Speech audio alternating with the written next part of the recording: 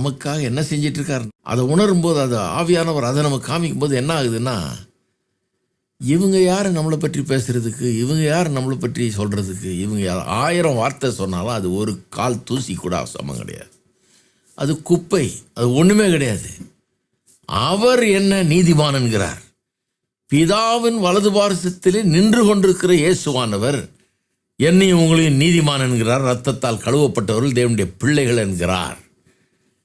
அப்போ மறிக்க கூட துணிஞ்சிடறான். நீங்கள் கேட்கலாம், என்னையா செத்து போயிட்டானே, கடைசியில் கல்லடிச்சு கொண்டுட்டாங்களே, நியாயம் நடக்கலையா, அங்கே அநியாயமாக கொண்டாங்க, அவங்களுக்கு எதுவும் நடக்கலையா? அவங்களுக்கு என்ன செய்யணும்னு கர்த்தருக்கு தெரியும், எப்போ செய்யணும்னு தெரியும். அதை கண்டிப்பாக செய்வார். நியாயம் இல்லைன்னு மட்டும் சொல்லாதீங்க. நியாயம் எத்தனையோ விதத்தில் நடந்துட்டு அல்லவங்க, அவங்க நல்லா தான் இருக்கிறாங்க, நல்லா இருக்காங்க. உங்களுக்கு எப்படி தெரியும்? சிலர்லாம் வாழ்ந்துட்டு இருக்காங்க, நரகத்தில் வாழ்ந்துட்டு இருக்கிறாங்க அவளுடைய அக்கிரமத்தின் நிமித்தமாக. அதனால் ஸ்தேவான் ஐயோ எனக்கு நியாயம் கிடைக்கலையே, என்ன இப்படி பண்ணுறாங்க, என்ன அநியாயமாக கொள்கிறாங்க, இவங்களுக்கு யார் பண்ணுறது, இவங்களுக்கு யார் நியாயத்தை கற்பிக்கிறது அப்படின்ட்டு யோசிக்கலாம். அவனுக்கு தெரியும், the vengeance belongs to the lord. பழி வாங்குதல் கர்த்தருக்குரியதுன்னு வேதம் சொல்லுது. அவர் பார்த்துக்குவார்.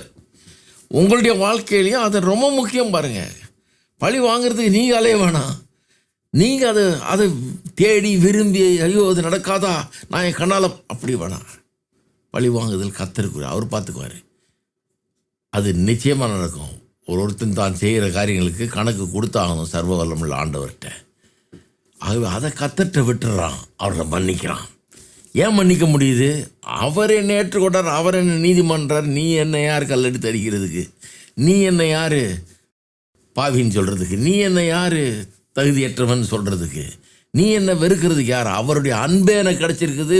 பரலோக தேவனும் தேவகுமாரனும் என்னை நேசிக்கிறார். வானத்தையும் பூமி உண்டாக்குன தேவன் என் மீது அன்பு வைத்திருக்கிறார். எனக்காக அங்கே நின்று கொண்டிருக்கிறார், பேசி கொண்டிருக்கிறார்னு ஒன்று மன்னிப்பு தானாக வருது. இப்படியெல்லாம் நமக்கு எதிராக கிளம்புகிற சூழ்நிலைகளை சமாளிக்க நம்ம கற்றுக்கொள்ளாவிட்டால், அருமையானவர்களே, நான் சொல்லுகிறேன், வியாதி இதனால் உண்டாகிறது.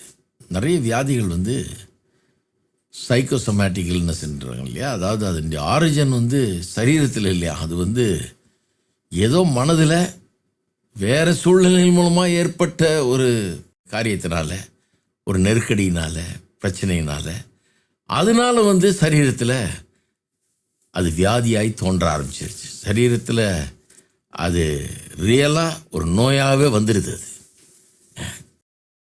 அது காரணம் சரீரம் கிடையாது.